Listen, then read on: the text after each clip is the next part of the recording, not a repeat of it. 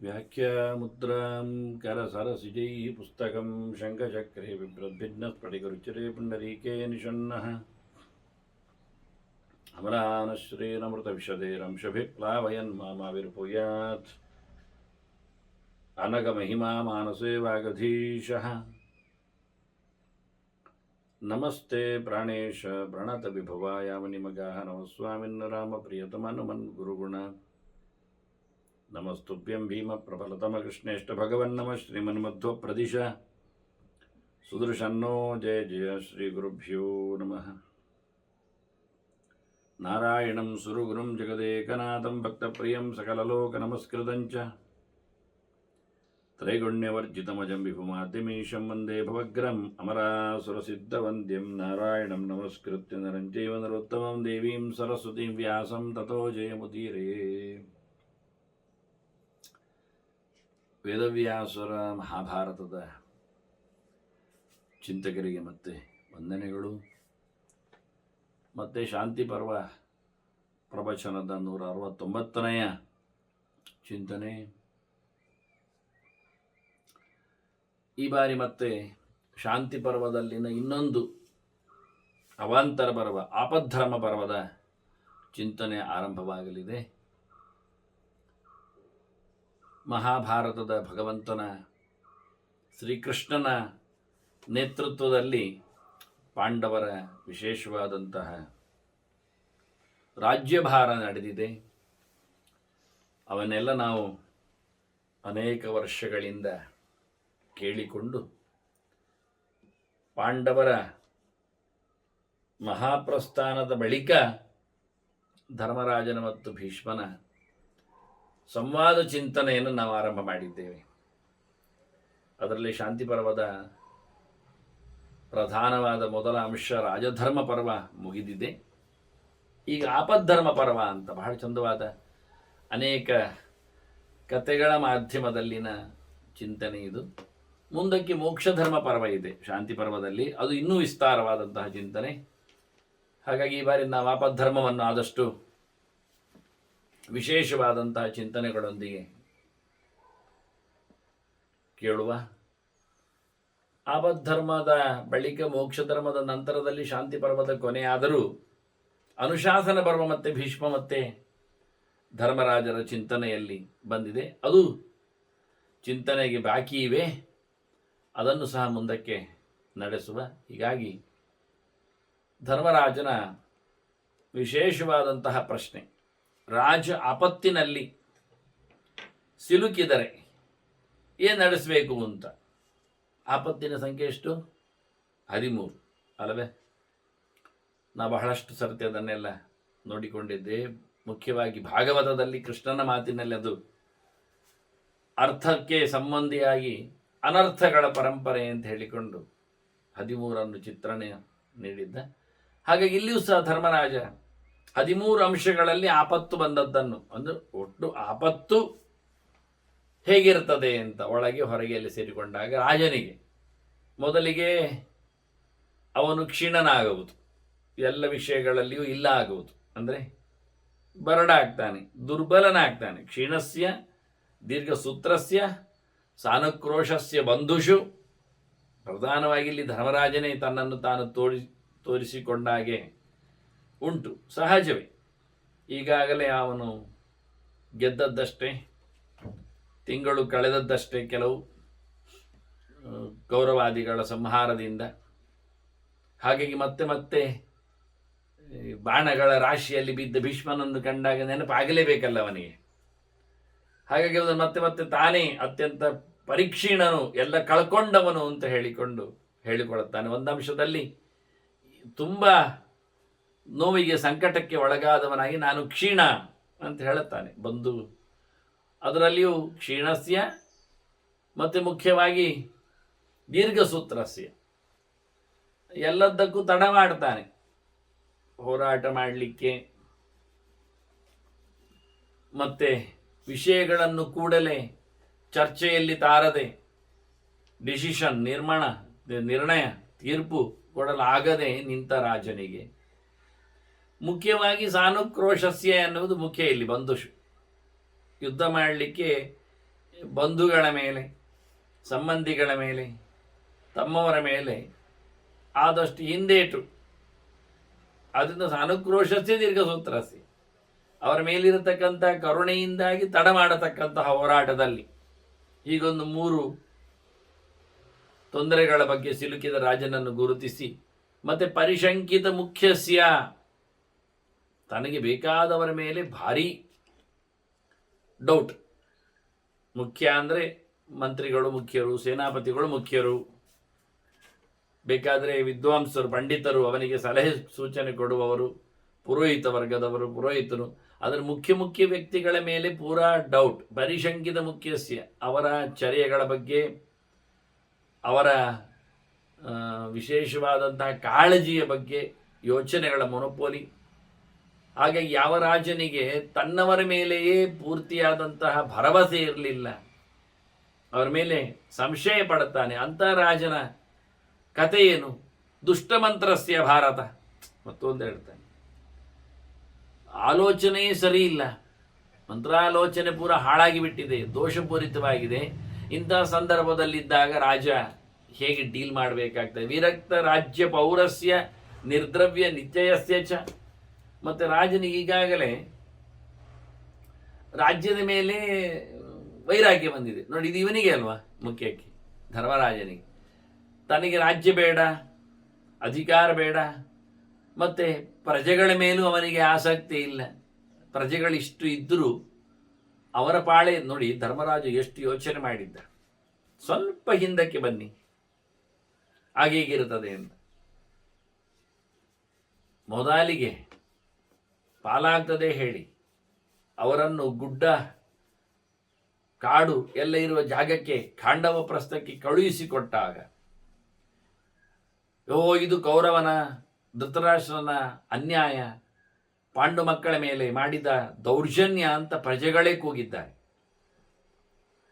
ಪಾಂಡುವಿನ ರಾಜ್ಯಭಾರವನ್ನು ಕಂಡ ಪ್ರಜೆಗಳವರು ಧೃತರಾಷ್ಟ್ರನ ಮೇಲೆ ಮಮತೆಯಿಂದ ಅಣ್ಣ ಅಂತ ಹೇಳಿ ವಿದುರನ ಮೇಲೆ ಪಾರುಪತ್ಯಕ್ಕೆ ಭರವಸೆ ಇಟ್ಟು ಪಾಂಡು ತನ್ನ ಮಡದಿಯರ ಜೊತೆಗೆ ದೇಶ ವಿಸ್ತಾರಗೊಳಿಸಿದ ಬಳಿಕ, ಸಂಪತ್ತನ್ನು ದೃಢಪಡಿಸಿದ ಬಳಿಕ ತೆರಳಿದ್ದ. ಮತ್ತೆ ಬರಲಿಲ್ಲ ಅಂತ ಅರ್ಥ, ಸತ್ತ ಅಷ್ಟೆ. ಆದರೆ ಮಕ್ಕಳು ಬಂದರು. ಇದನ್ನೆಲ್ಲ ಪ್ರಜೆಗಳು ಗುರುತಿಸಿದ್ದಾರೆ. ವೇದವ್ಯಾಸರು ಬಂದರು. ಸುಮಾರು ವರ್ಷಗಳ ಕಾಲದ ನಂತರದಲ್ಲಿ ಅವರು ಕಲಿತರು ಮತ್ತು ಗಟ್ಟಿಗರಾಗಿ ಮತ್ತೆ ರಾಜ್ಯಭಾರವನ್ನೆಲ್ಲ ವಿಸ್ತಾರಗೊಳಿಸಿದ ಬಳಿಕವೂ ಒಳಬದಿಯಲ್ಲಿ ತೊಂದರೆಗಳನ್ನು ಕಂಡ ಎಲ್ಲರೂ ಹಿರಿಯರು ಸೇರಿ ಪಾಂಡವ ಪ್ರಸ್ಥವನ್ನು ಪಾಂಡವರಿಗೆ ಕೊಟ್ಟರು. ಆಗ ಪ್ರಜೆಗಳು ಹೇಳಿದರು, ಪಾಂಡು ಮಕ್ಕಳಿಗೆ ಮಾಡುವ ಮೋಸ ಇದು ಅಂತ. ಹಾಗಾಗಿ ನಾವೆಲ್ಲ ಹೋಗ್ತೇವೆ ಅಂತ ಹೊರಟರು ಪಾಂಡವರ ಬೆನ್ನ ಹಿಂದೆ, ಅಲ್ಲೇ ರಾಜ್ಯದಲ್ಲಿ ಇರ್ತೇವೆ ಅಂತ. ಆಗ ಧೃತರಾಷ್ಟ್ರನು ಕೂಗಿದ್ದ, ಕೌರವನು ಕೂಗಿದ್ದ. ಆಗ ಧರ್ಮರಾಜನು ಸಹ ದೊಡ್ಡಪ್ಪನ ಮೇಲಿನ ಪ್ರೀತಿಯಿಂದ ನೀವೆಲ್ಲ ಇಲ್ಲೇ ಇರಿ, ಬರಬೇಡಿ, ನನ್ನ ಮಾತು ಕೇಳಿ, ನನ್ನ ವಿಶ್ವಾಸದಂತೆ ಅಂತ ಹೇಳಿದ್ದ. ಹಾಗಾಗಿ ನಿಂತರು. ಹಸ್ತಿನಪುರದವರು ಅಲ್ಲೇ ಉಳ್ಕೊಂಡ್ರು. ಧರ್ಮರಾಜ ಹೋಗಿ ಮತ್ತಲ್ಲಿ ನಮಗೊತ್ತು ರಾಜ್ಯ ವಿಸ್ತಾರ ಮಾಡಿ ಇಂದ್ರಪ್ರಸ್ಥ ಆದದ್ದು, ರಾಜಸೂಯ ಆದದ್ದು ಎಲ್ಲ. ಇಷ್ಟೆಲ್ಲ ಆಗಿ ಮತ್ತೆ ಪುನಃ 10-25 ವರ್ಷ ರಾಜ್ಯಭಾರ ಇಂದ್ರಪ್ರಸ್ಥದಲ್ಲಿ ಇದ್ದುಕೊಂಡು ಪಾಂಡವರು ಮಾಡಿಯೂ ಎಸ್ಟಾಬ್ಲಿಷ್ ಮಾಡಿದ ನಂತರವೂ ದ್ಯೂತದಿಂದ ಕಳ್ಕೊಂಡ ರಾಜ್ಯವನ್ನು ಇದರಿಂದ ಪ್ರಜೆಗಳು ನೋಡಿದರು ಅನ್ಯಾಯ ಆದದ್ದು. ದ್ಯೂತದಿಂದ ಕಳ್ಕೊಂಡ ಒಂದು ಧರ್ಮ ಅಂತಿಟ್ಟುಕೊಂಡು ಹೇಳಿದಂತೆ ಕೊಡ್ಲಿಲ್ಲ. ಇದನ್ನು ಜನ ಗುರುತಿಸಿದ್ರು. ಎಲ್ಲವೂ ದೂರ ಹೋಗಿಲ್ಲ ಯಾರು ಸಹ. ದುರ್ವರ್ತನೆಯನ್ನು ಕೌರವನದ್ದೆಲ್ಲ ನೋಡಿದ್ರು. ದ್ರೌಪದಿ ಮೇಲಾದ ಸಂಕಟವನ್ನು ಸಹ ಗಮನಿಸಿದ್ದಾರೆ. ದ್ಯೂತದಿಂದ ಹಿಂತಿರುಗಿ ಬಂದು ವಿರಾಟನ ಗೋವಿನ ಅಪಹಾರ ನೋಡಿ ಆಗಲೂ ಸೋತದ್ದನ್ನೆಲ್ಲ ಗಮನಿಸಿದ್ರು ಪೌರವರು. ಇಷ್ಟಿದ್ರೂ ಜನ ಧರ್ಮರಾಜರ ಪಾಳೆಯದಲ್ಲಿ ಹೋರಾಟಕ್ಕೆ ಬರಲಿಲ್ಲ ನೋಡಿ. 7 ಅಕ್ಷೋಹಿಣಿ ಅದು. ಇದರಿಂದ ಧರ್ಮರಾಜನಿಗೆ ಎಕ್ಸ್ಪೆಕ್ಟ್ ಮಾಡಿದ್ದ ಎಲ್ಲರೂ ನನ್ನ ಪರವಾಗಿ ಇದ್ದಾರೆ. ಇಂದ್ರಪ್ರಸ್ಥಕ್ಕೆ ಹೋದಾಗಿದ್ದಾಗೆ, ದ್ಯೂತ ಆದಾಗ ಕೂಗಿದ ಹಾಗೆ, ದ್ರೌಪದಿ ಅವಮಾನ ದಿವಸ ಏನು ಲೋಕದಲ್ಲಿ ಭಾರಿ ವಿರೋಧ ಇತ್ತು. ಇದರಿಂದಾಗಿ ಧರ್ಮರಾಜನಿಗೆ ಅಯ್ಯೋ 16 ವರ್ಷ ಇದನ್ನು ಅವರು ಉಪಾಯ ಮಾಡಿತ್ತು. ಕೌರವ ಉಪಾಯ ಮಾಡಿದ್ದಾಗಿ 16 ವರ್ಷಗಳಾದಾಗ ಪ್ರಜೆಗಳು ಮರೆತು ಬಿಡುತ್ತಾರೆ ರಾಜನನ್ನು ಅಂತ. ಹಾಗೆ ಆಯಿತು. ಆದರೆ ಈಗೇನಾಗಿದೆ, ರಾಜನಿಗೆ ವೈರಾಗ್ಯ ಬಂದಿದೆ. ಧರ್ಮರಾಜನ ಹೇಳ್ತಾನೆ, ನನಗೆ ಬೇಡ ಈ ದೇಶವೂ ಬೇಡ, ದೊರೆತನವೂ ಬೇಡ, ಈ ಜನರ ಪ್ರೀತಿ ವಿಶ್ವಾಸವೂ ಬೇಕಾಗಿಲ್ಲ ಅಂತ. ಜನರ ಮೇಲೆ ವೈರಾಗ್ಯವನಿಗೆ. ರಾಜ್ಯ ಅಧಿಕಾರ ಬೇಡ ಅಂತಾದರೂ ಪ್ರೀತಿಯ ಪ್ರಜೆಗಳು ಅವರನ್ನು ನೋಡಿಕೊಳ್ಳಬೇಕು, ಸಾಕಬೇಕು. ಇಲ್ಲ, ಯಾವತ್ತು ಪ್ರೀತಿ ವಿಶ್ವಾಸಗಳು ಏಕತ್ರ ಇರುವುದಿಲ್ಲ, ಅದು ಉಭಯತ್ರ. ಅದನ್ನು ಪ್ರಜೆಗಳು ರಾಜನನ್ನು ಪ್ರೀತಿಸಿದರೆ ರಾಜ ಪ್ರಜೆಗಳನ್ನು ಪ್ರೀತಿಸಲಿಕ್ಕೆ ಅವಕಾಶ ಇರ್ತದೆ. ಪ್ರಜೆಗಳು ರಾಜನನ್ನು ನಂಬಿದರೆ, ಸರ್ವೀಸ್ ಕೊಟ್ಟರೆ ಅವನನ್ನಿವ ಒಳ್ಳೆಯ ಸೇವಕರಂತೆ ಭೃತ್ಯರಂತೆ ನೋಡಿಕೊಳ್ಳಲಿಕ್ಕೆ ಬರ್ತದೆ. ಹೀಗಾಗಿ ಧರ್ಮರಾಜ ಹೇಳಿಕೊಳ್ತಾನೆ, ನನಗೆ ರಾಜ್ಯ ಬೇಡಲ್ಲ, ನನಗೆ ರಾಜ್ಯದ ಮೇಲೆ ಪ್ರೀತಿ ಇಲ್ಲ ಎನ್ನುವುದೇ ಒಂದು ಆಪತ್ತದು, ತೊಂದರೆ. ನನಗೆ ಪ್ರಜೆಗಳ ಮೇಲೆ ಅವರನ್ನು ನೋಡಿಕೊಳ್ಳಬೇಕೆನ್ನತಕ್ಕಂಥ ಆಸಕ್ತಿ ಇಲ್ಲ. ಅದು ವಿರಕ್ತ ರಾಜ್ಯ ಪೌರಸ್ಯ. ಒಬ್ಬ ರಾಜನಿಗೆ ಪ್ರಜೆಗಳ ಮೇಲೂ ದೇಶದ ಮೇಲೂ ಆಸಕ್ತಿ ಇಲ್ಲದೇ ಇದ್ರೆ, ಅನುರಾಗ ಇಲ್ಲದೇ ಇದ್ರೆ, ಅದಕ್ಕೂ ಒಂದು ಕಾರಣ ನಿರ್ದ್ರವ್ಯ ನಿಚಯಸ್ಯ ಚ, ಇದು ಬಾಕ್ಯದಲ್ಲಿ. ಯಾಕೆ ಅವನಿಗೆ ಪೌರರ ಮೇಲೆ ಇಷ್ಟ ಇಲ್ಲ, ಜನರನ್ನು ಯಾಕೆ ಅವನು ಹಚ್ಚಿಕೊಳ್ಳುವುದಿಲ್ಲ ಕೇಳಿದರೆ, ಅವರನ್ನು ಸಾಕಲಿಕ್ಕೆ ಬೇಕಾದ ದುಡ್ಡಿರಬೇಕಲ್ಲ ಕೋಶದಲ್ಲಿ. ಸುಮ್ಮನೆ ಇರ್ತಾರೋ ಅವರು ಪ್ರೀತಿಗೆ? ನೋಡಿ, ಪ್ರೀತಿಯನ್ನು ಸಂಪಾದನೆ ಮಾಡುವ ರೀತಿ ಅವ್ರಿಗೆ ಬೇಕಾದ್ದನ್ನು ಸಹಾಯ ಮಾಡುವಂಥದ್ದು, ನೋಡಿಕೊಳ್ಳುವಂಥದ್ದು ಇಲ್ಲ. ಕೋಶ ಖಾಲಿಯಾಗಿದೆ ಹೋರಾಟದಿಂದಾಗಿ. ಖಾಲಿ ನೋಡಿ, ಇದೆಲ್ಲ ಸೀದು ಕೇಳಿಕೊಳ್ಳುವಾಗ ಧರ್ಮರಾಜ ತನ್ನನ್ನೇ ಇಲ್ಲಿಟ್ಟುಕೊಳ್ಳುತ್ತಾನೆ. ಆಪತ್ತಿಗೆ ಬಿದ್ದವ ತಾನೇ ಎನ್ನುವುದನ್ನು ತೋರಿಸಿಕೊಡ್ತಾನೆ. ಸಂಪತ್ತಿಲ್ಲ, ಯಾವ ನಮೂನೆಯ ಬೊಕ್ಕಸದಲ್ಲಿಯೂ ಅಥವಾ ಉಗ್ರಾಣದಲ್ಲಿಯೂ ಬೇಕಾದಷ್ಟು ಸವಲತ್ತುಗಳು ಸೊತ್ತುಗಳು ಇಲ್ಲ. ಹೋರಾಟದಿಂದಾಗಿ ಖಾಲಿಯಾಗಿವೆ. ಹೇಳುವುದಿಲ್ಲ, ಒಟ್ಟು ಹೇಳುದು ಕೋಶ ಖಾಲಿಯಾದವನ ಕಥೆ ಹೇಗೆ? ಅವನೊಂದು ಅಸಂಭಾವಿತ ಮಿತ್ರಸ್ಯ. ಅಯ್ಯೋ ದೇವರೇ, ಮುಂದೆ ಮುಂದೆ ಹೋಗ್ತಾ ಒಂದೊಂದೇ ಶಬ್ದಗಳು ಅಸಂಭಾವಿತ ಮಿತ್ರಸ್ಯ ಅಂತಾನೆ. ಯಾರು ಸಂಭಾವಿತರಿಲ್ಲ ಮಿತ್ರರು. ನೋಡಿ, ಅವನು ಶಲ್ಯನೂ ಆಚೆ ಹೋಗಿದ್ದ, ಈಗ ಸತ್ತಾಯ್ತು ಬಿಡಿ. ಬೇಕಾದವರು ಯಾರು ಇಲ್ಲ. ಕೌರವಾದಿಗಳು ಅವನಿಗೆ, ಧರ್ಮರಾಜನಿಗೆ ಮಿತ್ರರು ಇದ್ದಾಗೆ ಅವನಿಗೆ. ಜಯದ್ರಥನು ನೋಡಿ, ಜಯದ್ರಥನು ದ್ರೌಪದಿಯನ್ನೇ ಅಪಹರಿಸಿಕೊಂಡು ಹೋದರೂ ಸಹ ಧರ್ಮರಾಜ ತಂಗಿ ಗಂಡವ ಬದುಕಿ ಹೋಗ್ಲಿ ಅಂತೇಳಿ ಕೊಲ್ಲದೆ ಬಿಟ್ಟು ಕೊಟ್ಟ. ಇವನ ಹೆಂಡತಿಯನ್ನು ಎಳ್ಕೊಂಡು ಹೋಗ್ತಾ ಇದ್ದಾನೆ.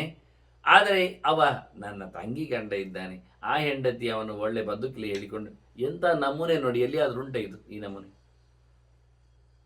ಹಾಗಾಗಿ ಜಯದ್ರಥನಂತವರು ಮಿತ್ರರು ಅವರನ್ನೆಲ್ಲ ಕಳ್ಕೊಂಡ ರೀತಿ ಅಷ್ಟೇ ಅಲ್ಲದೆ ಅವರು ಸಂಭಾವಿತರಲ್ಲ, ತಮ್ಮ ಪಾಳ್ಯಕ್ಕೆ ಬರುವುದಿಲ್ಲ, ಒಳ್ಳೆಯ ಧರ್ಮವನ್ನು ಇಷ್ಟಪಡುವುದಿಲ್ಲ. ಹಾಗೆ ಅಸಂಭಾವಿತ ಮಿತ್ರತೆ, ಮಿತ್ರರನ್ನೆಲ್ಲ ದೂರ ಮಾಡಿಕೊಂಡವ, ಅವರಿಗೆಲ್ಲ ಬೇಕಾದವನಾಗದೆ ಹೋದವ. ಇಂಥ ರಾಜ ಹೇಗೆ ರಾಜ್ಯಭಾರ ಮಾಡುವುದು? ಅಸಂಭಾವಿತ ಮಿತ್ರಸ್ಯ ಭಿನ್ನಾಮಾತ್ಯಸ್ಯ. ಇನ್ನೂ ಒಂದು ಗಮ್ಮತ್ತು ಕೇಳಿದರೆ, ಮಂತ್ರಿ ಮಾಗಧರನ್ನೆಲ್ಲ ಯಾರು ಪರ್ಚೇಸ್ ಮಾಡಿಬಿಟ್ಟಿದ್ದಾರೆ.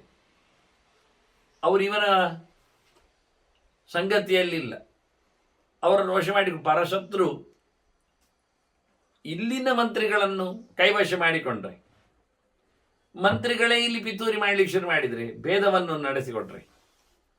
ಹಾಗಾಗಿ ಆಗದ ಮಂತ್ರಿಯನ್ನು ಹೊತ್ತುಕೊಂಡು ರಾಜ ಏನು ಮಾಡಬೇಕು? ಹೊರಗಾಕುವ ಸೀಕ್ರೆಟ್ ಎಲ್ಲ ಉಂಟು. ಈಗ ಒಂದೆರಡು ಮಾತ್ರ ಹೇಳಿದ್ದಾನೆ. ಹಾಗಾಗಿ ನೂರಾರು ವಿಷಯಗಳು ಹೋಗ್ತವೆ. ಕೊನೆಗೆ ಕಡಿದು ಬಿಟ್ಟರೆ ಜನಾಕ್ರೋಶಕ್ಕೆ ಪಾತ್ರನಾಗ್ತಾನೆ. ಅವನು ಒಳ್ಳೆತನ ಮಾತ್ರ ಜನ ನೋಡಿರ್ತಾರೆ, ರಾಜನಿಗೆ ಮಾತ್ರ ಅದು ವಿಷುನಗಾಮಿ ಆಗಿರ್ತಾನವ. ಈಗ ಇಂಥ ಮಂತ್ರಿಗಳನ್ನು, ತಪ್ಪು ಮಂತ್ರಿಗಳನ್ನು, ದ್ರೋಹಿ ಮಂತ್ರಿಗಳನ್ನೆಲ್ಲ ಪಡೆದಂಥವನ ಕಥೆ ಹೇಗಿರಬೇಕು? ಪರಚಕ್ರಾಭಿಯಾತಸ್ಯ ದುರ್ಬಲಸ್ಯ. ಮತ್ತೇನು ಕೇಳಿದರೆ, ಇನ್ನೊಬ್ಬ ಶತ್ರು ಸೈನ್ಯ ಇವನನ್ನು ಆಕ್ರಮಣ ಮಾಡಿ ಆಗಿದೆ. ಪರರ ಚಕ್ರ ಸೈನ್ಯ, ಪರರ ಪಡೆ, ಶತ್ರುಗಳ ಪಡೆ ಇವನ ಮೇಲೆ ದಂಡೆತ್ತು ಬಂದಾಗಿದೆ. ಇವನಂತೂ ದುರ್ಬಲನೇ ಆಗಿದ್ದಾನೆ ಎಲ್ಲ ವಿಷಯದಲ್ಲಿಯೂ. ಸಂಪತ್ತು ಇಲ್ಲ, ಮನೋಬಲವು ಬೇಕಾದಷ್ಟಿಲ್ಲ, ಜನರ ಬೆಂಬಲ ಇಲ್ಲ, ಮತ್ತೆ ಬಲಿಯ ಸಹ ಆಪನ್ನ ಚೇತ ಸಹ. ಬಲಿಷ್ಠನಾದ ಶತ್ರುವಿನಿಂದಾಗಿ ಇವನ ತಲೆ ಕೆಟ್ಟೋಗಿದೆ. ಈಗ ಮನಸ್ಸು ಆಪತ್ತಿಗೆ ಒಳಗಾಗಿದೆ. ಎಂತ ಮಾಡುವುದು ಅಂತ ಗೊತ್ತಾಗಲಿಲ್ಲ. ಇಷ್ಟು ಬಗೆಯಿಂದ ಹೊರಗಿನ ಒಳಗಿನ ಎಲ್ಲ ಬಗೆಯ ಆಪತ್ತುಗಳಿಗೆ ಒಳಗಾದವನಿಗೆ ಬ್ರೂಹಿ ಕಿಂ ಕಾರ್ಯಂ ಅವಶಿಷ್ಯತೆ. ಭೀಷ್ಮರೇ, ಅವ ಏನು ಮಾಡ್ಬೇಕು ಹೇಳಿ? ಅವನಿಗೆ ಉಳಿದ ಕೆಲಸ ಎಂತದ್ದು? ಅವನು ಮಾಡುವ ಕೆಲಸ ಉಳಿದದ್ದು ಏನುಂಟು ಈಗ? ಏನು ಮಾಡ್ಬೋದವ? ಉಳಿಕೊಳ್ಬೇಕಾದ್ರೆ ಏನು ಮಾಡಬೇಕು ಅಂತ ಬಹಳ ಚಂದವಾಗಿ ಒಂದು 13 ಮುಖಗಳಿಂದ ಆಪತ್ತನ್ನು ಗುರುತಿಸಿ, ಆಪತ್ತು ಎನ್ನುವುದು ಮನಸ್ಸಿನ ಘಾಸಿಯನ್ನು ಇಟ್ಟುಕೊಂಡು ಹೊರಗಿನ ಉಪಟಳಗಳನ್ನೆಲ್ಲ ಇಟ್ಟುಕೊಂಡು ಧರ್ಮರಾಜ ಪ್ರಶ್ನೆ ಹಾಕಿದ. ಭೀಷ್ಮರು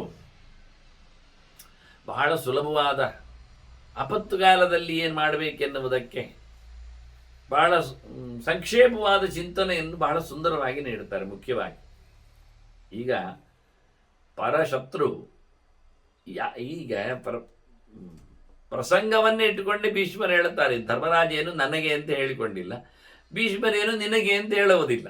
ಆದರೆ ಸನ್ನಿವೇಶ ನೋಡಿದಾಗ ಅರ್ಥ ಕಾಣುತ್ತದೆ. ಭೀಷ್ಮರು ಹೇಳುತ್ತಾರೆ, ಬಾಕಿಯಾರ್ಥೇ ವಿಜಿಗೀಷು ಸ್ಯಾತ್. ಈಗ ಶತ್ರು ಯಾವ ನೆಲೆಯಲ್ಲಿ ಇವನ ಮೇಲೆ ಆಕ್ರಮಣ ಮಾಡಿದ್ದು? ಇವನಿಗೆ ಆಪತ್ತು ಹೇಗೆ ಇರುವುದು? ಇವನನ್ನೇ ಕೊಲ್ಲಬೇಕು ಅಂತ ಉದ್ದೇಶವೋ, ಇವನ ದುಡ್ಡನ್ನು ಹೊಡಿಬೇಕು ಅಂತ ಉದ್ದೇಶವೋ? ನೋಡಿ, ಎರಡು ಗಮನಿಕೆ. ಈಗ ಕೌರವನಿಗಿದ್ದದ್ದೇನು? ಪಾಂಡವರು ಸಾಯ್ಬೇಕೆನ್ನುವುದಿತ್ತು, ಆದರೆ ಸಾಯಲೇಬೇಕೇನಿಲ್ಲ. ಅವರಿದ್ದರೆ ತನ್ನ ಸೊತ್ತು ಸಾಯ್ತದೆ ಹೇಳಿಕೊಂಡು ಅವರು ಸತ್ರ ಒಳ್ಳೆಯದು ನೋಡ್ತಿದ್ದ. ಅದರಿಂದ ಹೋರಾಟವನ್ನು ಇಷ್ಟಪಟ್ಟ, ಸಂಪತ್ತು ಕೊಡುವುದಿಲ್ಲ ಅಂದ, ಮೊದಲು ಸಂಪತ್ತನ್ನು ದೋಚಿದ ಪಾಂಡವರನ್ನು. ನೋಡಿ, ಪಣದಲ್ಲಿ, ಹೌದಲ್ಲ, ವಿಶ್ಲೇಷಣೆ ಮಾಡಲಿಕ್ಕೆ ಹೋಗಬೇಡಿ. ಪಣದಲ್ಲಿ ಪಾಂಡವರಲ್ಲಿ ದ್ಯೂತ ಇಡುವಾಗ ಏನು ಅಂತ ಕೇಳಿದರೆ, ಇವನು ತಮ್ಮನನ್ನು ಮತ್ತೊಬ್ಬರನ್ನು ಇನ್ನೊಬ್ಬರನ್ನೆಲ್ಲ ಇಟ್ಟಲ್ಲ, ಎಲ್ಲ ಸೋತ್ನಂದ್ರೆ ಇನ್ನೇನು? ಸೋತವರು ಏನು ಮಾಡಲಿಕ್ಕೆ ಅವನು ಹೇಳಿದ್ದು? ಸೋತವರು 12 ಕೂಡಿಸು 1, ಕಾಡಿನ ಕತೆ, ಅಜ್ಞಾತವಾಸ ವ್ಯವಸ್ಥೆ ಅಲ್ವಾ? ಅಲ್ಲ, ಸೋತವರು ಗೋಣು ಕೊಡಬೇಕು ಹೇಳಿದರೆ, ಸತ್ಕೊಳ್ಬೇಕು ಅಂತ ಹೇಳಿದರೆ, ಬೆಂಕಿ ಆರಬೇಕು ಅಂತ ಹೇಳಿದರೆ, ಅವರವರೇ ಬಡ್ಕೊಂಡು ಸಾಯಬೇಕು ಅಂತ ಹೇಳಿದರೆ ಹೇಳ್ತಿದ್ನ? ಹೇಳಲಿಲ್ಲಲ್ಲ, ಹೋಗ್ಲಿ ಬಿಟ್ಟಲ್ಲ. ಜನರು ಹಾಕೊಂಡು ಅಂದರೆ ಸಾಯಿಸಲೇಬೇಕೆನ್ನುವ ಇರಾದೆ ಕಾಣುವುದಿಲ್ಲ. ಅನುದ್ದಿಷ್ಟವಾಗಿ ಸಾಯಬೇಕು. ಹೊಡೆದದ್ದು ಸಾಯಿಸ್ಲಿಕ್ಕಲ್ಲ, ಮತ್ತೆ ಸತ್ತೋಗು ಹೊಡೆದದ್ದು ಹೌದು ಅಷ್ಟೇ, ಆದರೆ ಅವನು ಸತ್ತ, ಹೊಡೆದ ನಂತರದಲ್ಲಿ ಮತ್ತೆ ಸತ್ತ. ಹೀಗೆಲ್ಲ ಎಲ್ಲ ಕಾನೂನಿನ ಚೌಕಟ್ಟಿನಲ್ಲೇ ತಪ್ಪಿಸುವ ಕೆಲಸಗಳು. ಮತ್ತೇನು ಅಂದ ಇಲ್ಲಿ ಹೇಳ್ತಾನೆ ಭೀಷ್ಮ, ಹೌದು, ಶತ್ರುವಿನ ಆಕ್ರಮಣ ಎಂಥದಕ್ಕೆ? ಸಂಪತ್ತನ್ನು ಲೂಟಿ ಮಾಡಲಿಕ್ಕ, ದೇಶವನ್ನು ಕಬಳಿಸ್ಲಿಕ್ಕ, ಅವನಿಗೆ ನೆಲೆ ಬೇಕಾ, ದುಡ್ಡು ಬೇಕಾ, ಜನ ಬೇಕಾ, ಏನು ಬೇಕು ಅಂತ ನೋಡಿಕೊಂಡು ನೋಡು. ಇವತ್ತು ನಮ್ಮ ದೇಶದ ಮೇಲೆ ನುಗ್ಗುವವರದ್ದು ಕಥೆಯನ್ನು ಕೇಳಿದರೆ ಒಂದು ಸಂಪತ್ತಿಗಾಗಿ, ಒಂದು ನೆಲಕ್ಕಾಗಿ ಇರಲಿಕ್ಕೆ ಬೇಕು. ಮತ್ತು ಅವರಿಗೆ ಜನ ಬೇಕಾಗಿಲ್ಲ, ಕೆಲಸ ಬೇಕಾಗಿಲ್ಲ, ಜನರನ್ನು ಕೊಲ್ಲಬೇಕಾಗಿಲ್ಲ. ಅಂದರೆ ಜಾಗದಲ್ಲಿ ಉಳಿಬೇಕಾದ್ರೆ ಉಳಿದವರು ಇರಬಾರ್ದು ಹೇಳಿ ಕೊಲ್ಲಬೇಕಷ್ಟೇ ಹೊರತು. ಹೀಗಾಗಿ ಪ್ರಧಾನ ಉದ್ದೇಶ ಏನು? ಸಂಪತ್ತಿನ ಲೂಟಿ. ಅಂಥದ್ದೊಂದೊಮ್ಮೆ ಹೋರಾಟದಲ್ಲಿ ಶತ್ರು ಒಳಗೆ ಬಂದಿದ್ದರೆ ರಾಜನಾದವ ಧರ್ಮಾರ್ಥ ಕುಶಲಃ ಶುಚಿಹಿ, ಒಳ್ಳೆ ಧರ್ಮದ ಮೇಲೆ ತಲೆ ಉಳ್ಳವ, ಧಾರ್ಮಿಕ ರಾಜ, ಒಳ್ಳೆ ಸಂಪತ್ತನ್ನು ಸದ್ವಿನಿಯೋಗ ಮಾಡಬೇಕು, ಧರ್ಮಕ್ಕೋಸ್ಕರ ವಿನಿಯೋಗ ಮಾಡಬೇಕು ಅನ್ನತಕ್ಕಂತಹ ಆಸೆ ಉಳ್ಳವ, ನಿಜವಾಗಿಯೂ ಒಳ್ಳೆಯ ಆಚಾರ, ಒಳ್ಳೆಯ ವಿಚಾರಗಳಿಂದ ಒಳ್ಳೆಯವನು ಅನಿಸಿಕೊಂಡ ರಾಜ ಏನು ಮಾಡಬೇಕು ಅಂದರೆ ಜವೇನ ಸಂಧಿಂ ಕುರ್ವೀತ, ಕೂಡಲೇ ಅವನ ಜೊತೆಯಲ್ಲಿ ಸಂಧಿ ಮಾಡಿಕೊಳ್ಬೇಕಂತ. ಸಂಧಿ ಮಾಡುವುದು ಅಂದ್ರೆ ಏನು? ಸಂಧಿ ಮಾಡುವುದು ಅಂದರೆ ಅವನು ಯುದ್ಧಕ್ಕೆ ಬಂದಾಗ ಯುದ್ಧ ಬೇಡ ಮಾರೆ, ನಿನಗೆ ಎಂತ ಬೇಕು ಅಂತ ಕೊಟ್ಟು ಬಿಡುದು ಅಷ್ಟೇ ವಿಷಯ. ಮತ್ತೆ ಅದು ದಾನದಲ್ಲೇ ಸೇರ್ತದೆ ಸಂಧಿ ಅಂದರೆ. ವಾಸ್ತವವಾಗಿ ಕೂಡಲೇ ಅಂತಹ ಸಂದರ್ಭದಲ್ಲಿ, ಯಾಕೆ ಇವನು ಧರ್ಮಾರ್ಥ ಕುಶಾಲ ಅಲ್ವ, ಅದನ್ನು ಧರ್ಮದ ಮೇಲೆ ಒಲವುಳ್ಳವ, ಸಂಪತ್ತನ್ನು ಧರ್ಮದೆಡೆಗೆ ವಿನಿಯೋಗಿಸಬೇಕೆನ್ನತಕ್ಕ ಯೋಚನೆ ಉಳ್ಳವ, ಸಂಪತ್ತಿಗಾಗಿಯೇ ಹೋರಾಟಕ್ಕೆ ಬಂದವನಾಗಿದ್ದರೆ ಕೂಡಲೇ ಅವನಿಗೆ ಕೊಡಬೇಕು. ಪೂರ್ವ ವಿಮೋಕ್ಷೆ, ಮತ್ತೆ ಕೊಡಬೇಕು ಅಂದರೆ ಕೊಡುವುದಲ್ಲ, ಮೆಲ್ಲಕ್ಕೆ ಹಿಂದೆ ಓದದ್ದನ್ನೆಲ್ಲ ಒಳಗೆ ಹಾಕ್ಕೊಳ್ಬೇಕು. ಕೊಡಬೇಕು ಅಂದರೆ ಜಾಗ ಕೊಡಬೇಕು, ಒಂಚೂರು ಜಾಗ ಕೊಟ್ಟು ಬಿಡೋದು, 2 ಊರು 5 ಊರು, ಒಂದಿಷ್ಟು ಕೋಶದ ಅರ್ಧವಾಸಿ ಕೊಡುವುದು. ಹಾಗೆ ಆನಂತರ ಪೂರ್ವ ವಿಮೋಕ್ಷೆ, ಮತ್ತೆ ಕೊಟ್ಟಾಗ ಅದನ್ನು ಬಿಡಿಸ್ತಾ ಬರಬೇಕು ಬಲ ಬಂದಾಗ. ಈಗ ಕೂಡಲೇ ಕೊಡಲಿಕ್ಕೆ ನೋಡಬೇಕು, ಮತ್ತೇನು ಮಾಡಬೇಕು, ಮತ್ತೆ ಅವನಿಂದ ಕವಳಿಸಿಕೊಳ್ಳಬೇಕು. ಇನ್ನು ಹೋರಾಟ ಮಾಡುವ ಮೂಲಕ ಆವತ್ತು ಕೊಟ್ಟದ್ದನ್ನು, ಆತ ಬಲಾತ್ಕಾರದಲ್ಲಿ ಕಬಳಿಸಿಕೊಂಡದ್ದನ್ನು ಇಲ್ಲಿ ಮತ್ತೆ ತಾನು ಹಿಡಿಲಿಕ್ಕೆ ನೋಡಬೇಕು.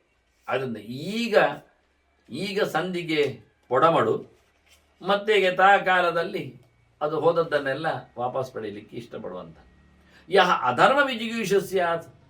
ಒಂದೊಮ್ಮೆ ಹೋರಾಟಗಾರ ಅನ್ಯಾಯದಲ್ಲಿಯೇ ಬಗ್ಗು ಬಡಿಬೇಕು, ಇದು ನೋಡಿ ಅನ್ಯಾಯ, ಎದುರಲ್ಲಿ ಕಬಳಿಸಿದ್ದಲ್ಲ, ಅದನ್ನ ಅನ್ಯಾಯದಲ್ಲೇ ಒಂದೊಮ್ಮೆ ಕಬಳಿಸಬೇಕು ಅಂತ ಯಾರದು ಬಂದಿದ್ರೆ ಅವನು ಬಲವಾನ್, ಪಾಪನಿಶ್ಚಯ, ಅವನ ಅತ್ಯಂತ ಕ್ರೂರಿ, ಬಹಳ ಗಟ್ಟಿಗ, ಬೇಕಾದಷ್ಟು ಸೈನ್ಯವುಳ್ಳವನಾದರೆ ಅದರಲ್ಲಿ ಏನು ಮಾಡಲಿಕ್ಕೆ ಆತ್ಮನಃ ಸನ್ನಿರೋಧೇನ ಸಂಧಿಂತೇನ ಅಪಿರೋಚಿ.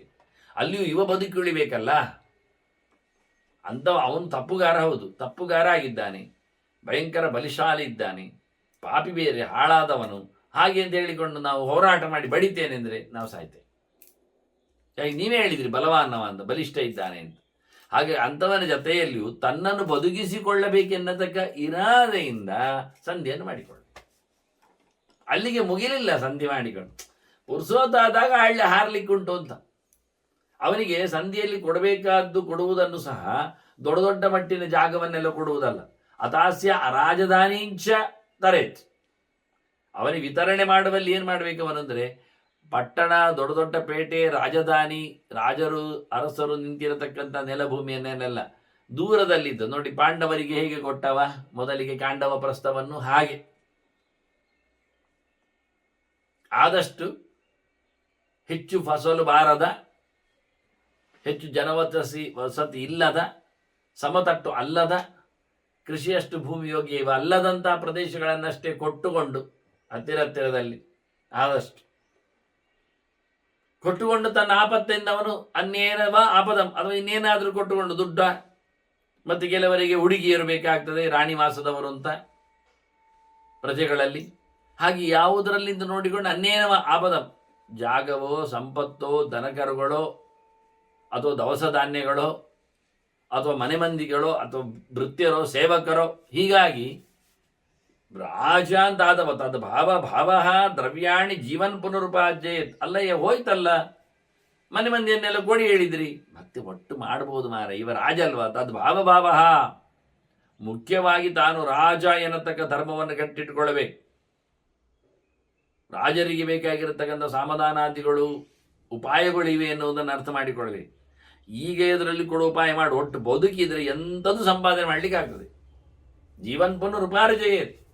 ಬದುಕಿದವ ಸುಮ್ಮನೆ ಕೂತ್ಕೊಳ್ಳುವುದಲ್ಲ, ಅಡಿಯಾಳಾಗಿರುವುದಲ್ಲ, ಸಮಯ ಬಂದಾಗ ಅದನ್ನು ಚೆನ್ನಾಗಿ ಕೊಟ್ಟದ್ದನ್ನೆಲ್ಲ ಸೇರಿಸಿ ಹಿಂದೆ ಪಡೆಯುವಂತಿರಬೇಕು. ಇದು ಮುಖ್ಯ ವಿಷಯ ಅಂತ.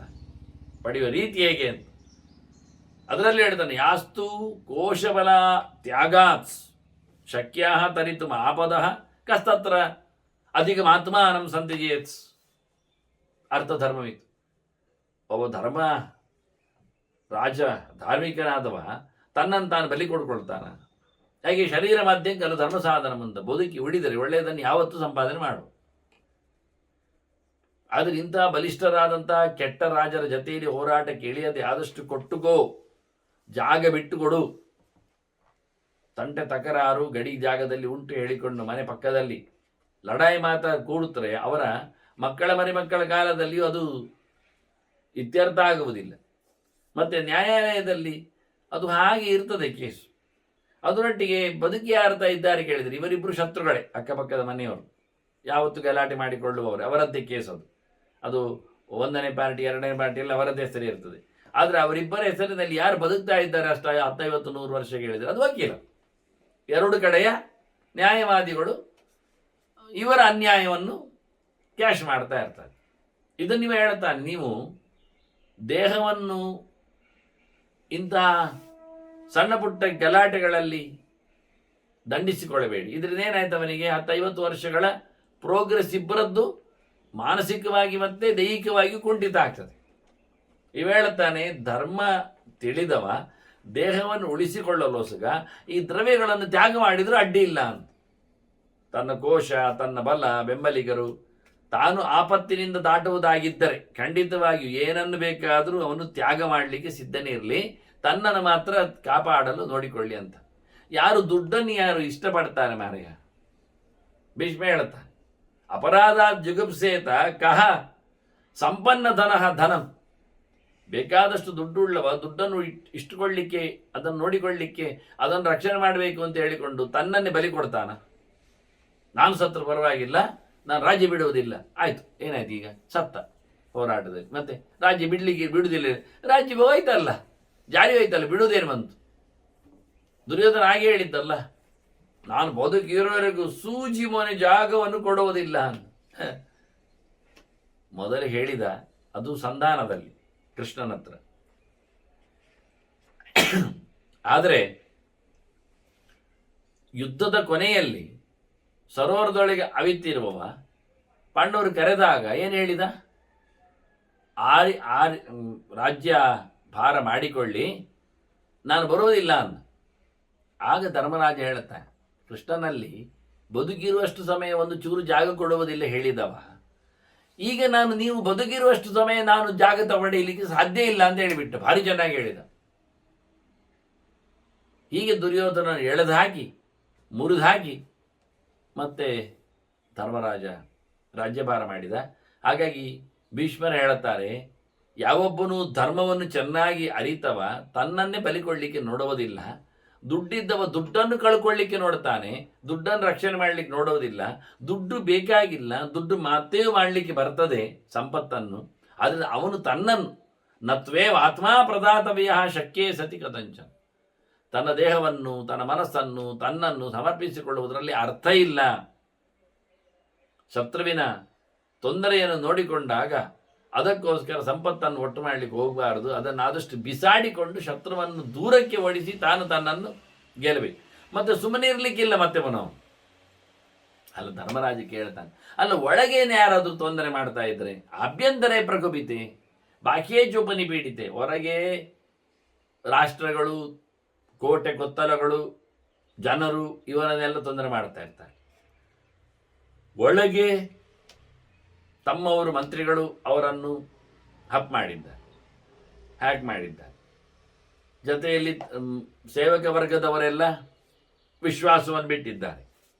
ಹಾಗಾಗಿ ಒಳಗಿನಿಂದ ಸರಿ ಇಲ್ಲ, ಹೊರಗಿನಿಂದ ಸರಿ ಇಲ್ಲ. ತಮ್ಮವರು ಸರಿ ಇಲ್ಲ, ಹೊರಗಿನ ಶತ್ರುಗಳು ವಿಪರೀತವಾಗಿದ್ದಾರೆ. ಅದರೊಟ್ಟಿಗೆ ಯಾರನ್ನಾದರೂ ದುಡ್ಡು ಕೊಟ್ಟು ಬದುಕಿಸುವ, ಬಾಯಿ ಮುಚ್ಚಿಸುವ ಕೇಳಿದರೆ ಕ್ಷೀಣೇ ಕೋಶೆ, ಸಂಪತ್ತಿಲ್ಲ. ಸಹಜವಾಗಿ ಸಂಪಾದನೆ ಮಾಡುವ ಅಂದರೆ ಯಾರನ್ನು ಸಂಪಾದನೆ ಮಾಡಲಿಕ್ಕೆ ಆಗುವುದಿಲ್ಲ ದುಡ್ಡು ಕೊಟ್ಟು. ಶ್ರುತೆ ಮಂತ್ರೆ ಹೇಳ್ತಾನೆ, ಚಿಂತನೆಗಳೆಲ್ಲ ಜಾರಿ ಹೋಗಿವೆ, ಮಂತ್ರಾಲೋಚನೆಗಳು ಗುಟ್ಟಾಗಿದ್ದದ್ದು, ರಾಜರ ವಿಷಯಗಳು ಅದೆಲ್ಲ ಲೀಕ್ ಆಗಿದೆ. ಇಂತಹ ಸಂದರ್ಭದಲ್ಲಿ ಕಿಂಕಾರಿ ಮಮ ಶಿಷ್ಯತೆ ಎಂತ ಮಾಡುದು? ಈಗ ದುಡ್ಡೇ ಇಲ್ಲದಿದ್ದಾಗ ಏನು ಮಾಡಲಿಕ್ಕೆ ಉಂಟು ಹೇಳತಕ್ಕಂಥ ಮಂತ್ರಾಲೋಚನೆಗಳೆಲ್ಲ ಶತ್ರುಗಳಿಗೆ ಸಿಕ್ಕಿದೆ ಅಂದಾಗ ಮಾಡುವುದೇನು ಬಂತು ಅಂತ ಧರ್ಮರಾಜ ಮತ್ತೆ ಕೇಳುತ್ತಾನೆ. ಭೀಷ್ಮರು ಹೇಳ್ತಾರೆ, ನೋಡು, ಅವನು ಧರ್ಮಾತ್ಮನೋ ಅಧರ್ಮಾತ್ಮನೋ ನಮಗೆ ಬೇಕಾಗ್ತದೆ. ಮುಖ್ಯವಾಗಿ ಒಳ್ಳೆಯವನಾಗಿದ್ದರೆ ಕ್ಷಿಪ್ರಂವಾ ಸಂಧಿಗಾಮಸ್ಯ, ಅವನು ಕೂಡಲೇ ಸಂಧಿ ಮಾಡಿಕೊಳ್ಬೇಕು. ಯಾಕೆ ಅವನಿಗೆ ಶರೀರ ಧರ್ಮ ಬೇಕು ಮತ್ತು ನಾಳೆ ಬದುಕಲಿಕ್ಕೆ. ಇನ್ನೊಮ್ಮೆ ಈಗ ಸೋತರು, ಮರ್ಯಾದೆ ಹೋದ್ರು ಮತ್ತೊಮ್ಮೆ ಪಡೀಲಿಕ್ಕೆ ಬರ್ತದೆ, ಅದೇ ಶತ್ರುವನ್ನು ಮತ್ತೆ ಬಗ್ಗಿಸಬಹುದು. ಅಧಾರ್ಮಿಕನಾದರೆ ಯಾರು ಹೋರಾಟಗಾರ, ಅವನಿಗೆ ಹೊಡೆಯುವುದೇ ಒಳ್ಳೆ. ಶತ್ರು ಧರ್ಮಾತ್ಮನೋ ಸಂಧಿ ಮಾಡಿ, ನಿಮಗೂ ಸ್ವಲ್ಪ ಲಾಭ ಆಗ್ತದೆ. ಆದ್ದರಿಂದ ಕ್ಷಿಪ್ರಂವಾ ಸಂಧಿಗಾಮಸ್ಯ, ಕ್ಷಿಪ್ರಂವಾ ತೀಕ್ಷ್ಣ ವಿಕ್ರಮ. ಆದರೆ ಕೂಡಲೇ ಡಿಸಿಷನ್ ತಗೊಳ್ಬೇಕು. ಅವನು ಯಾರು ಎಂತವ ನೋಡಿಕೊಂಡು ಒಳ್ಳೆಯವನಾದರೆ ಸಂಧಿ ಮಾಡುವ, ಕೆಟ್ಟವನಾದರೆ ಹೋರಾಟ ಮಾಡುವ. ಅಯ್ಯ, ಕೆಟ್ಟವನಾದರೂ ಹೋರಾಟ ಮಾಡಿದ್ರು ಸಾಯುವುದಂತೂ ಎರಡು ಒಂದೇ ಕಡೆ ಅಲ್ವಾ? ಒಳ್ಳೆಯ ಈಗ ಹೋರಾಟ ಮಾಡಲಿಕ್ಕೆ ಹೋದರೆ ಹೋರಾಟದಲ್ಲಿ ಗೆಲುವು ಗ್ಯಾರಂಟಿ ಇಲ್ಲ, ಸಾವು ಗ್ಯಾರಂಟಿ ಇರ್ತದೆ. ಯಾಕೆ? ಯಾರಾದರೂ ಸಾಯ್ಬೇಕಲ್ಲ. ಅದಕ್ಕೆ ಹೇಳ್ತಾನೆ, ನೋಡು, ಓಡ್ಲಿಕ್ಕೆ ಬರ್ತದಾ ಇಲ್ವಾ? ಅದು ಹೌದಲ್ಲ. ಮತ್ತೆ ಕ್ಷತ್ರಿಯರು ಮಾಡಬಾರದ ಒಂದು ಸಂಗತಿ ಉಂಟು, ಓಡು. ಅದು ಯದಾಪನಯನ ಕ್ಷಿಪ್ರಮ, ಅದು ಓಡಿಬಿಡು. ಎಂತಾದ್ರೂ ಬೇಗ ಮಾಡು. ಒಂದು ಹೋರಾಡು, ಇಲ್ಲ ಓಡಿಬಿಡು, ಇಲ್ಲ ಸಂಧಿ ಮಾಡಿಕು. ಏನಾದರೂ ಬೇಗ ಮಾಡಬೇಕು. ಯದದ್ವೈ ಸಾಂಪ್ರದಾಯಿಕ ಅಲ್ಲ. ಗಡಿಬಿಡಿಯಲ್ಲಿ ಮಾಡಲಿಕ್ಕೆ ಹೋಗಿ ಒಂದೊಮ್ಮೆ ಸತ್ತೋದ್ರೆ ಸತ್ತೋಗುದು ಒಳ್ಳೆಯದೇ. ಹೋರಾಟದಲ್ಲಿ ಹೋಗಿಬಿಡು ಮೇಲಕ್ಕೆ. ಇದು ನಿನ್ನ ಎತ್ತರದ ಗತಿಯಿಂದ ತಿಳ್ಕೊ, ಬಿಡುಗಡೆಯ ಲೋಕ ಅಂತ ತಿಳಿ. ಇದು ನಿಜವಾಗಿ ಯದದ್ವೈ ಸಾಂಪ್ರದಾಯಿಕಂ, ಇದೇ ನಿಜವಾದಂತಹ ಅತ್ಯಂತ ಎತ್ತರದ ನಿಲುದಾಣ ಅಂತ ಹೇಳ್ತಾನೆ. ಆದಷ್ಟು ಬೇಗ ಬಂದವರ ಮೇಲೆ ಒಂದು ವಿರೋಧವಾದಂಥ ಹೋರಾಟ, ಇಲ್ಲ ಅವರ ಜೊತೆಯಲ್ಲಿ ಸಂಧಿ, ಅಥವಾ ಇಲ್ಲಿಂದ ನಾವು ಆಗುವುದಿಲ್ಲ ಹೇಳಿಕೊಂಡು ನಾವು ಸಾಯುವುದು ಖಾತ್ರಿ. ಕೊಟ್ಟು ಬಾಯಿ ಮುಚ್ಚಲಿಕ್ಕೆ ಆಗುವುದಿಲ್ಲ, ಕೊಡಲಿಕ್ಕೆ ನಮ್ಮಲ್ಲಿಲ್ಲ, ಆದ್ರಿಂದ ಓಡುವುದೇ ಚೆಂದ ಅಂತ ಓಡು ಅಂತ ಭೀಷ್ಮ ಹೇಳಿದ. ಇವರು ಮಾತಿಗೋಸ್ಕರ ಬಹಳ ಚೆನ್ನಾಗಿ ಅವನೇ ಇನ್ನೊಂದು ಹೇಳ್ತಾನೆ, ನಮಗೆ ಗೆಲ್ಲಿಕ್ಕೆ ಆಗ್ತದ ಇಲ್ವ ಅಂದ್ರೆ ಆಗ್ತದೆ. ಯಾವಾಗ ಗೊತ್ತುಂಟ? ಅನುರಕ್ತೇನ ಪುಷ್ಟೇನ ಹೃಷ್ಟೇನ ಜಗದೀಪತಿ ಅಲ್ಪೇನಾಪಿ ಸೈನ್ಯೇನ ಭೂಮಿಂಜಯತಿ ಭೂಮಿಪ. ಸಣ್ಣ ಸೈನ್ಯವು ಸಾಕಾಗ್ತದೆ ನಮಗೆ. ಇದನ್ನು ಕೌರವ ಕೊನೆಯ ದಿನ ಮಾಡಿದ. ಸಂಜೆ ಹೊತ್ತಿನಲ್ಲಿ ಸಣ್ಣ ಪೆಡ್ಲಾಮಿತ್ತವನತ್ತು. ಎಲ್ಲರನ್ನೂ ಕಳ್ಕೊಂಡಿದ್ದಾನೆ. ಶಲ್ಯ ಇಲ್ಲ, ಶಕುನಿ ಇಲ್ಲ, ಯಾರೂ ಇಲ್ಲದಿದ್ದಾಗ ದುರ್ಯೋಧನ ಒಂದು ಸಣ್ಣ ತುಕಡಿ ಇಟ್ಕೊಂಡು ತಾನದು ಕುದುರೆ ಮೇಲೆ ಕೂತು ಎಲ್ಲ ಬಡದಾಡಿಕೊಂಡು ಎಲ್ಲ ಆ ಎಲ್ಲ ಸಣ್ಣ ಅವನು ಹೇಳಿದ. ಅವನು ಮತ್ತು ಅಲ್ಲಿ ಪುನಃ ಉಪಾಯ ನೋಡಿ, ನಮಗಿಂತ ಕಮ್ಮಿ ಇದ್ದಾರೆ ಪಾಂಡವರ ಸೈನ್ಯ, ಅವರು ಸೋತಿದ್ದಾರೆ ಹೋರಾಟ ಮಾಡಿ, ನಾವು ಒಮ್ಮೆಲೆ ಉತ್ಸಾಹದಿಂದ ನುಗ್ಗಿದರೆ ಅವರನ್ನು ಮುಗಿಸ್ಲಿಕ್ಕೆ ಬರ್ತದೆ. ಇವ ಹೇಳು, ಇವನು ಒಬ್ಬನೇ, ಕೌರವರಲ್ಲಿ 99 ಹೋಗಿದೆ, ಕರ್ಣ ಅವನ ಮಕ್ಕಳು ಸತ್ತಿದ್ದಾರೆ, ಯಾವ ಸೇನಾಪತಿಗಳು ಉಳಿಲಿಲ್ಲ, ಹತ್ತಿರದಲ್ಲಿ ಕೃತವರ್ಮ ಕಾಣೋದಿಲ್ಲ, ಅವನ ಪಾಳಯದಲ್ಲಿದ್ದವ ಯಾದವ, ಹಾಗೆ ಅಶ್ವತ್ಥಾಮನು ಕಾಣುತ್ತಾ ಇಲ್ಲ. ಹಾಗಿದ್ದರೂ ದುರ್ಯೋಧನ ಹುಮ್ಮಸ್ಸಿನಿಂದ ಪಾಂಡವರ ಸೈನ್ಯ ಕಮ್ಮಿ ಇದೆ ಎಂದು ಬೊಬ್ಬೆ ಹೊಡಿತಾನೆ. ಆದರೆ ಪಾಂಡವರ 5 ಇಲ್ವಾ? ಅದಕ್ಕಾಗಿ ಇವನೊಬ್ಬನೇ ಇರುವುದು. ಇವನಿಗೆ ಸಮನಾಗಿ ಅಂತ ಹೇಳಿಕೊಳ್ಳಿ, ಆದರೂ ಓವರ್ ಕಾನ್ಫಿಡೆನ್ಸ್ ಅವನಿಗೆ. ಇದನ್ನು ಭೀಷ್ಮ ಹೇಳ್ತಾನೆ, ಅಲ್ಪೇನಾಪಿ, ಬಹಳ ಕಮ್ಮಿ ಇದ್ದರೂ ಸಹ ಸಂಖ್ಯೆಯಲ್ಲಿ ಅದು ವಿಷಯ ಏನ್ಬೇಕು ಅಂದರೆ ಅನುರಕ್ತೇನ ಹೃಷ್ಟೇನ ಪೃಷ್ಟೇನ ಹೃಷ್ಟೇನ. ಮೊದಲು ರಾಜನ ಮೇಲೆ ಅವನಿಗೆ ಪ್ರೀತಿ ಇರಬೇಕು, ಸೈನ್ಯಕ್ಕೆ, ಜನರಿಗೆ. ಇದು ಏಕವಚನ ಹೇಳುವ ಮೂಲಕ ಒಬ್ಬೊಬ್ಬನಲ್ಲಿಯೂ ಅಂತೇಳಿ ಸೈನ್ಯದ ಬಗ್ಗೆ ಮಾತಾಡಿದ್ರು, ಒಬ್ಬೊಬ್ಬನೂ ರಾಜನನ್ನು ಪ್ರೀತಿಸಬೇಕು, ಒಬ್ಬೊಬ್ಬನನ್ನು ರಾಜ ಚೆನ್ನಾಗಿ ಸಾಕಿರಬೇಕು, ಪುಷ್ಟೇನ. ಅದರಿಂದಾಗಿ ಅವರಿಗೆ ಹೃಷ್ಟೇನ, ಖುಷಿಯಾಗಿರ್ಬೇಕು. ನೋಡಿ, ಸುಮ್ಮನೆ ಸೇವಕರು ಖುಷಿಯಾಗಿರೋದಿಲ್ಲ, ಅವರನ್ನು ಚೆನ್ನಾಗಿ ನೋಡಿಕೊಳ್ಬೇಕು. ನೋಡಿಕೊಂಡರ ಮೂಲಕ ರಾಜರ ಮೇಲೆ ಅವರಿಗೆ ಪ್ರೀತಿ ವಿಶ್ವಾಸ ಉಂಟಾಗ್ತದೆ. ಅದರಿಂದ ಬಹಳ ಚೆನ್ನಾಗಿ ಅವರನ್ನು ಸಾಕಿದ್ದಾನೆ, ಗಟ್ಟಿಮುಟ್ಟಿದ್ದಾರೆ. ಇಂಥವರಿಲ್ಲ ಆದರೆ ಹೋರಾಟದ ಹೊತ್ತಿನಲ್ಲಿ ಎಂಥ ರಾಜ ಕೊಡ್ತಾನೆ? ಹೋರಾಟ ಮಾಡಿದ್ರು ಮಾಡದಿದ್ರು ಅಂತ ಹೇಳಿ ಉತ್ಸಾಹ ಇಲ್ಲದೆ ಹೋರಾಟ ಮಾಡಿ ಸತ್ತು ಬರ್ತಾರೆ, ಒಂದು ಓಡಿ ಹೋಗ್ತಾರೆ, ಒಂದು ಶತ್ರುಬಾನಿಯಲ್ಲಿ ಸೇರಿಕೊಳ್ತಾರೆ. ಅದನ್ನ ಭೀಷ್ಮ ಹೇಳ್ತಾನೆ, ಸಣ್ಣ ತುಕುಡಿ ಇದ್ರೂ ಸಹ ಅದು ಒಳ್ಳೆ ರೀತಿಯಿಂದ ಸಂತೋಷಭರಿತವಾಗಿರ್ಲಿಕ್ಕೆ ಬೇಕಾಗಿರತಕ್ಕಂಥ ಸೊತ್ತಿನ ಸಮರ್ಪಣೆ ನಮ್ಮದು ಆಗಿರಬೇಕು. ಅವನು ಅನುರಾಗಿಗಳಾಗಿದ್ರೆ ಅವರು ಖಂಡಿತವಾಗಿಯೂ ರಾಜ ನೆಲವನ್ನು ಗೆಲ್ತಾನೆ. ಅಲ್ಲ ಗ್ಯಾರಂಟಿ ಇಲ್ಲ ಮಾರಾಯ, ಪರವಾಗಿಲ್ಲ ಅಂತಾರೆ ಭೀಷ್ಮರು. ಅಥವಾ ದಿವಮಾರೋಹೆ, ಅಷ್ಟೇ ತಾನೆ, ಸತ್ತರೆ ಸ್ವರ್ಗ ಸಿಗ್ತದೆ, ಇಂದ್ರನ ಅತಿಥಿ ಆಗ್ತಾನೆ, ಸಂತೋಷವಾಗಿರ್ತಾನೆ, ಹೋರಾಟದಲ್ಲಿ ಏನು ತಪ್ಪಿಲ್ಲ. ಹತ್ವಾವ ಸುಖಮಾವಹೆ, ಕೊಂದರೆ ಸುಖವಾಗಿರ್ತಾನೆ, ರಾಜ್ಯಭಾರ ಮಾಡ್ತಾನೆ, ಲೋಕ ಸಿಗ್ತದೆ, ಸಿಂಹಾಸನ ಇರ್ತಾನೆ. ಅದನ್ನ ಕೊಂದರೂ ಸತ್ತರೂ ಎರಡು ಲೆಕ್ಕದಲ್ಲಿಯೂ ತಪ್ಪೇನಾಗುವುದಿಲ್ಲ ಅಂತ. ಮತ್ತೆ ನಾವು ಪರಶತ್ರುಗಳನ್ನು ಆದಷ್ಟು ಬಗ್ಗಿಸಲು ನೋಡಬೇಕು. ಅದಕ್ಕೊಂದು ದೃಷ್ಟಾಂತ ಹೇಳುತ್ತಾರೆ ಭೀಷ್ಮ. ಸಜಲಾತ್ವಾ ಪಿಪಾನಹಂ ಅಂತ. ಉಪಾನಹ ಅಂದರೆ ಚಪ್ಪಲಿಯನ್ನು ನೀರಲ್ಲಿ ಹಾಕಿ ಮೃದು ಮಾಡಲಿಕ್ಕೆ ಆಗ್ತದಲ್ಲ, ಅದು ಚರ್ಮ ನೀರು ಬಿದ್ದ ತಕ್ಷಣ ಅದು ಮೃದುವಾಗ್ತದೆ, ಆಗ ಮೆಟ್ಟಿಕೊಂಡು ಹೋಗ್ಲಿಕ್ಕೆ ಆಗ್ತದೆ. ಇಲ್ಲ ಒಣಗಿ ಹೋದರೆ ಅದು ಚರ್ಚರ ಶಬ್ದ ಮಾಡ್ತದೆ, ಕಾಲನ್ನು ಕಚ್ಚಿ ಹಿಡಿತದೆ, ಕಾಲಿಗೆ ನೋವು ಆಗ್ತದೆ, ಅಗಲಾಗಿ ಇರುವುದಿಲ್ಲ. ಹಾಗಾಗಿ ಅದನ್ನು ಹೇಗೆ ನಾವು ಸ್ವಲ್ಪ ನೀರು ಅಂಟಿಸಿದರೆ ಸಾಕು, ನೀರ ಪಸ ಇದ್ದ ತಕ್ಷಣ ಅದು ಸಾಫ್ಟ್ ಆಗಿ ಮೃದುವಾಗಿ ಹೊರಟೋಗ್ತದೆ. ಹಾಗೆ ಚಪ್ಪಲಿಯನ್ನು ನಾವು ಸರಿ ಮಾಡುವಲ್ಲಿ ಅದು ಖಾಲಿ ಇದರದ್ದೇ ಆಗಬೇಕಿಲ್ಲ. ನಾವಿವತ್ತು ಕೆಲವೊಮ್ಮೆ ಮದುವೆ ದಿವಸ ಹೊರಡುವಾಗ ಅವನು ಮದುವೆ ಮಾಡಿಕೊಳ್ಳುವುದಿಲ್ಲ ಅಂದ್ರೆ ನಾನು ಕಾಶಿ ಯಾತ್ರೆಗೆ ಹೋಗ್ತೇನೆ ಅಂತ ಹೇಳಿಕೊಂಡು ಹಾಳೆಯ ಚಪ್ಪಲಿಯನ್ನು ಹಾಕೊಂಡು ಹೊರಡ್ತಾನೆ. ಮತ್ತೆ ಮಾವು ಒಂದು ಹುಡುಗಿ ಉಂಟು ಮಾರಾಯ ಕೂತ್ಕೊ ಅಂತ ಹೇಳಿ ಮತ್ತೆ ಚಂಡೆಯವರ ಹತ್ರ ಬಡಿಲಿಕ್ಕೆ ಕುಣಿದುಕೊಂಡೆಲ್ಲ ಮಾಲೆ ಹಾಕ್ತಾರೆ, ಅದಿರಲಿ. ಆದರೆ ಆ ಹಾಕಿಕೊಳ್ಳುವ ಹಾಳೆದ್ದು ಪಾದುಕಿ ಅಂತದ್ದುಂಟಲ್ಲ, ಅದಕ್ಕೆ ನೀರಲ್ಲಿ ಹಾಕಿದರೆ ಅದು ಸಮತಟ್ಟಾಗಿ ಚಂದವಾಗಿ ಬರ್ತದೆ. ಒಣಗಿದ ತಕ್ಷಣ ಮತ್ತೆ ಅದು ಬೆಂಡ್ ಆಗ್ತದೆ, ಕಾಲು ಹಾಕ್ಲಿಕ್ಕೆ ಬರುವುದಿಲ್ಲ. ಹಾಗೆ ನೀರಿನ ಪಸೆಯಿಂದಾಗಿ ನಾವು ಮೃದು ಮಾಡಲಿಕ್ಕೆ ಬರುವ ಹಾಗೆ ಅವನನ್ನು ವಿನಯದಿಂದ, ಶತ್ರುವನ್ನು ವಿಶ್ವಾಸಾತ್ ವಿನಯಂ ಕುರ್ಯಾತ್, ಅವನನ್ನು ನಾವು ವಿಶ್ವಾಸಕ್ಕೆ ತಗೊಂಡು ಅವನಲ್ಲಿ ನಾವು ನಯವಂತಿಕೆಯನ್ನು ತೋರಿಸಿಬಿಟ್ರೆ ಅವನು ಖಂಡಿತವಾಗಿ ನಮಗೆ ಬಗ್ಗಿಕೊಳ್ಳುತ್ತಾನೆ. ಹಾಗೆ ಮಾಡಿ ಓಡಬೇಕು ಅಂತಾದರೆ ಅಪಚಿಕ್ರಮಿಷು ಕ್ಷಿಪ್ರಂ, ಸೇನಾಂ ಸ್ವಾಂ ಪರಿಸಾಂತ್ವೇನ್, ತನ್ನ ಸೈನ್ಯಗಳಿಗೆ ತಾನು ಮೊದಲೇ ಹಿಂಟ್ ಕೊಡಬೇಕು, ಅವರನ್ನು ಸಮಾಧಾನಗೊಳಿಸಬೇಕು. ಅವ್ರು ಹೋರಾಟ ಮಾಡಲಿ, ಅವರು ಬೇಕಾದ್ರೆ ಓಡಲಿ, ಅದು ವಿಷಯ ಬೇರೆ.